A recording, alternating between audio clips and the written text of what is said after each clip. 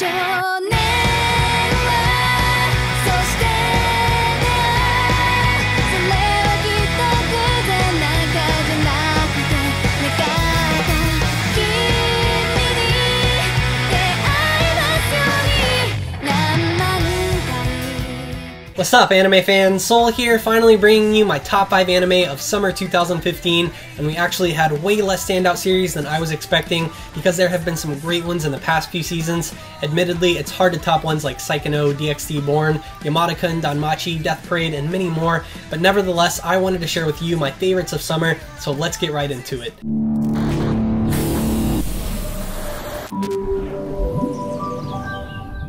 Coming in at number 5 is an anime called Gate. I actually started watching this series when summer began, strictly because of the opening song by Kishida Kyodan and the Akaboshi Rockets, which if you don't know, that's one of my favorite Japanese bands of all time, and they were well known for the High School of the Dead opening. Seeing them live in Japan next time I go is definitely on my list to do, and of course they delivered yet again with the opening for Gate. As for the actual anime, I love where Japan is going with their main characters lately. So many otakus, and this otaku in particular, Itami, happens to be in the military when the gate between Ginza Tokyo and another world opens, leading monsters to attack and Japan to fight back and establish a base in this new Romanized world. Itami's kind of disappointed he has less time for anime and figures because he's sent to investigate the new world, but him and his friends are in for a treat as they meet a blue-haired magical girl, an elf girl, and a Lolita demigoddess, and from there magic, dragons, and fantasy is left to tell the story, but I'm still not far enough in the series to be a real judge of the anime. That said, I'm still enjoying it, and those of you who want to check it out can watch it for free in HD at my exclusive link crunchyroll.com/soul, where you can also watch my number 4 spot.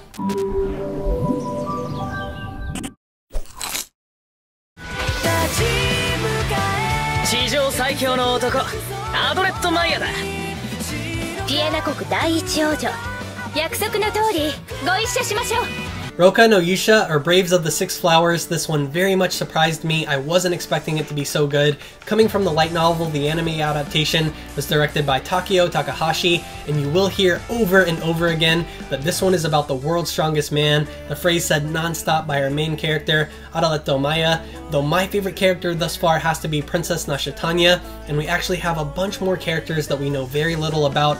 This anime very quickly turned from an exciting adventure to an intense thriller, and I have to say I was very intrigued by it. 6 chosen ones called the Braves of the Six Flowers set out to defeat the Demon King, originally focusing on Nachetanya and Adeleto's journey together. Seemingly their character chemistry eventually turns into the gathering of not 6, but 7 Braves, leading everyone to believe that one of them is an imposter. Where this is going to end up, I have yet to find out, but I highly suggest you join in on the excitement because there are some very interesting characters to discover.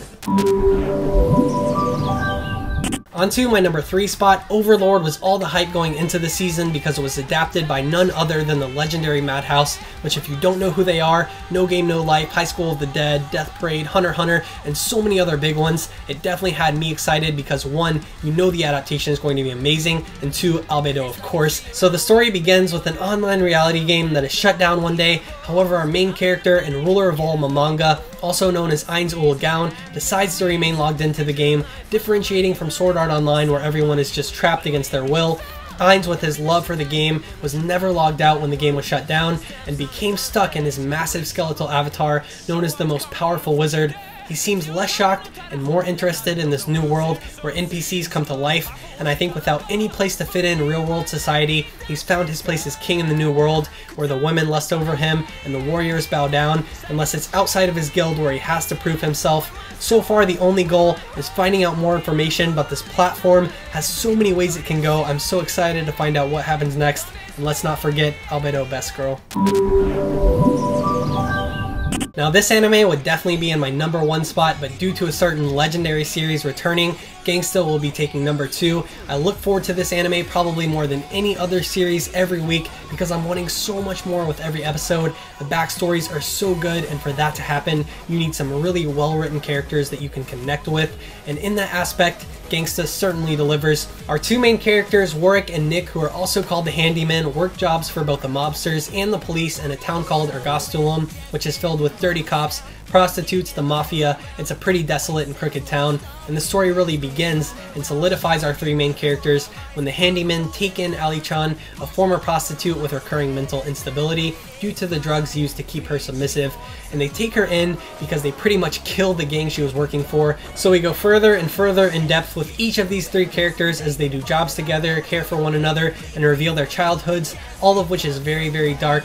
By far, Nick is my favorite character. He's a badass, or as the anime names his kind, a Twilight, someone with superhuman abilities from a drug called Celeber, and the key to his interesting character is the fact that he's deaf. And with him going through the show using sign language and communicating with slurred sentences, it's something relatively new to anime, and it's not something that's a simple trait to his character. It's actually explored further throughout both the series and his childhood. I know a lot of people really like Nicholas, but with one of my longtime best friends being deaf, I just think it's so awesome to see that explored through such a badass character. I don't want to give too much away about the characters, but Warwick, Nick, and Alex, each of them have been through intense abuse and psychological trauma, so I highly recommend the Seinen series if you're looking for sick fight scenes, crazy and dark backstories, and definitely the coolest opening and ending theme songs this season. After 18 years, the Dragon Ball anime TV series and Akira Toriyama have returned. It really needs no introduction. I'm sure all of you who are subscribed to my channel already know it's out in Japan, and we're expecting this to be my #1 series.